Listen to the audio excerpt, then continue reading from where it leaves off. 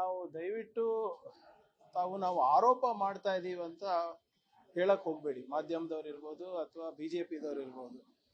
ಕಳೆದ 10 ವರ್ಷದ track record ನೋಡ್ಬೇಡಿ. ಉದ್ಯೋಗ ಸೃಷ್ಟಿಗೆ ಏನಾದ್ರೂ ಕೇಂದ್ರ ಸರ್ಕಾರದಿಂದ ಆಗಿದ್ಯಾ ಇಲ್ಲಿವರೆಗೂ? ಆಗಿದ್ದಿದ್ರೆ ಕಳೆದ 50 ವರ್ಷದಲ್ಲಿ ಹೈಯೆಸ್ಟ್ ನಿರುದ್ಯೋಗ ಇವತ್ತು ನಮ್ಮ ರಾಷ್ಟ್ರದಲ್ಲಿದೆ. 10,000 ಜನ ಇವತ್ತು ಇಸ್ರೇಲ್ನಲ್ಲಿ ನಡೀತಾ ಇರುವಂತ ಯುದ್ಧ ಪ್ರದೇಶಕ್ಕೆ ಹೋಗಿ ಕೆಲಸ ಮಾಡ್ಲಿಕ್ಕೆ ಸಿದ್ರಿದ್ರೆ ಎಷ್ಟು ಮಟ್ಟಕ್ಕೆ ಇಳಿದಿರ್ಬೇಕು ನಾವು ಹೇಳಿ? ಮಹಿಳಾ ಸಬಲೀಕರಣಕ್ಕೆ ಏನಾದ್ರು ಮಾಡಿದಾರ ಹೇಳಿ? ರೈತರ ಆದಾಯ ದುಪ್ಪಟ್ಟು ಮಾಡ್ತೀನಾದ್ರು ಮಾಡಿದಾರ ಹೇಳಿ? ಕಾರ್ಮಿಕರಿಗೆ ಏನಾದ್ರು ಮಾಡಿದಾರ ಹೇಳಿ? ಇನ್ಫ್ರಾಸ್ಟ್ರಕ್ಚರ್ ಡೆವಲಪ್ಮೆಂಟ್ಗೆ ಏನಾದ್ರು ಮಾಡಿದಾರ? ಹೊಸ ಬಂಡವಾಳಕ್ಕೆ ಏನಾದ್ರು ಮಾಡಿದಾರ? ಫಾರಿನ್ ಡೈರೆಕ್ಟ್ ಇನ್ವೆಸ್ಟ್ಮೆಂಟ್ ಇವಾಗ ಎಷ್ಟು ಮಟ್ಟಿಗೆ ಕುಸಿತ ಹೋಗಿದೆ ಅಂತ ಮೊನ್ನೆ ತಾನೇ ರಿಪೋರ್ಟ್ ಬಂದಿರೋದು. ಇವತ್ತು ನಮ್ಮ ರಾಷ್ಟ್ರ ಬಡತನ ರೇಖೆಯಲ್ಲಿ ಇಡೀ ವಿಶ್ವದಲ್ಲೇ 111ನೇ ಸ್ಥಾನ ಇದೆ. ಮತ್ತೆ ಹಸಿವು ಪಾವರ್ಟಿ ಇದು ಹಂಗರ್ ಇಂಡೆಕ್ಸ್ ನಲ್ಲಿ ಕೂಡ 113 ಇದೆ. ಕರಪ್ಷನ್ ನಲ್ಲಿ 93ನೇ ಸ್ಥಾನದಲ್ಲಿದೆ.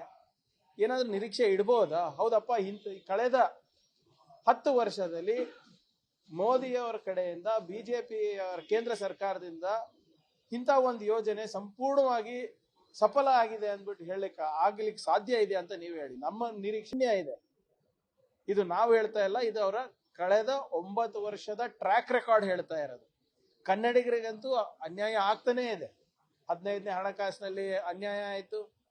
ಮತ್ತೆ ನಮಗೆ GST ಏನೋ ಮರುಪಾವತಿನಲ್ಲಿ ಅನ್ಯಾಯ ಆಯ್ತು.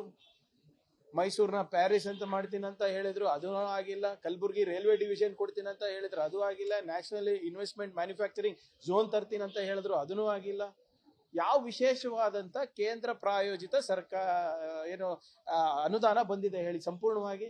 ಮೋದಿ ಗ್ಯಾರಂಟಿ ಅಂದ್ಬಿಟ್ಟು ಇವತ್ತೆಲ್ಲ ಕಡೆ ಓಡಾಡ್ತಾ ಇದ್ದಾರೆ. ಮೋದಿ ಗ್ಯಾರಂಟಿನಲ್ಲಿ ಕೂಡ 50% ಕನ್ನಡಿಗರ ಬೆವರು ಇದೆ, ನಮ್ಮ ಆದಾಯ ಇದೆ. ಜಲ್ ಜೀವನ್ ಮಿಷನ್ ಇರಬಹುದು, ಬೇರೆ ಯಾವುದೇ ಕೇಂದ್ರ ಪ್ರಾಯೋಜಿತ ಯೋಜನೆ ಇರಬಹುದು, 50% ಪಾಲು ಕರ್ನಾಟಕ ಸರ್ಕಾರದ್ದು ಕನ್ನಡಿಗರದಿದೆ. ಸೊ ಇದೆಲ್ಲ ಸುಮ್ಮನೆ ಏನು ದೊಡ್ಡ ಮಾತಾಡೋದಷ್ಟೇ. ಇದಕ್ಕೂ ಒಳ್ಳೆ ಸ್ಲೋಗನ್ ಕೊಡ್ತಾರೆ, ಒಳ್ಳೆ ರೀತಿಯಾದಂತ ಒಂದು ಎಡಿಟ್ ಮಾಡಿ ಸಾಮಾಜಿಕ ಜಾಲತಾಣದಲ್ಲಿ ಹಾಕ್ತಾರೆ. ಆದ್ರೆ ಯಾವುದು ಕೂಡ ಬಡವರಿಗೆ ಮುಟ್ಟೋದಿಲ್ಲ. ಇವತ್ತು ನೀವೇ ಹೇಳ್ಬೇಕು, ಬಿಜೆಪಿಯವರು ಉತ್ತರ ಕೊಡ್ಬೇಕು. ಕೇಂದ್ರ ಸರ್ಕಾರದಲ್ಲಿ ಇವತ್ತು ವಿತ್ತ ಮಂತ್ರಿಯನ್ನ ಕಳಿಸಿ ಏನ್ ಪ್ರಯೋಜನ ಆಯ್ತು? ಫೈನಾನ್ಸ್ ಮಿನಿಸ್ಟರ್ ಕರ್ನಾಟಕದಿಂದ ಕಳಿಸಿದೀರಾ ಹೇಳಿ. ಇಂಥದ್ದು ಒಂದು 10 ಒಳ್ಳೇದಾಗಿದೆ ಅಂತ ಒಂದು ಪಟ್ಟಿ ಕೊಡಿ ನೋಡೋಣ.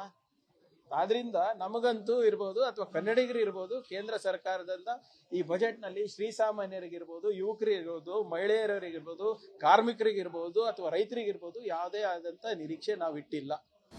ಅನುಕ್ಷಣದ ಸುದ್ದಿಗಳಿಗಾಗಿ ವಿಸ್ತಾರ ನ್ಯೂಸ್ ಯೂಟ್ಯೂಬ್ ಚಾನೆಲ್ ಸಬ್ಸ್ಕ್ರೈಬ್ ಮಾಡಿ. ಹೊಸ ಸುದ್ದಿಗಳ ನೋಟಿಫಿಕೇಶನ್ಗಾಗಿ ಬೆಲ್ ಐಕಾನ್ ಕ್ಲಿಕ್ ಮಾಡಿ. ಲೇಟೆಸ್ಟ್ ಅಪ್ಡೇಟ್ಸ್ಗಾಗಿ www.vistaranews.com ವೆಬ್ಸೈಟ್ಗೆ ವಿಸಿಟ್ ಮಾಡಿ.